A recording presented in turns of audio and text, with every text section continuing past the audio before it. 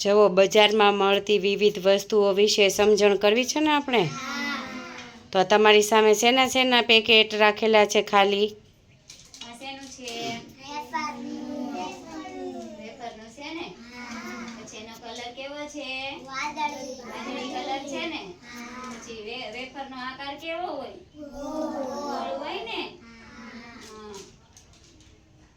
પછી આ ખબર છે તમને બધાને શેનો કાગળ છે? શેનો છે? કુરકુરે. કુરકુરે કેવા કલરનો છે? લીલો અને પીળો. પછી એનો આકાર કેવો છે? લાંબો. પછી તમને બધાને આ ખબર છે આ શું છે? પોપરી છે ને. એનો કલર કેવો છે? પીળો અને રાણી કલર. પછી પોપરી કેવી હોય? ગોળ હોય ને, રીંગ જેવી છે ને. જો છે ને. પછી ઓલી દૂધની થેલી ખાલી પડી જુઓ છે ને. એનો કલર કેવો છે? સફેદ અને વાદળી છે.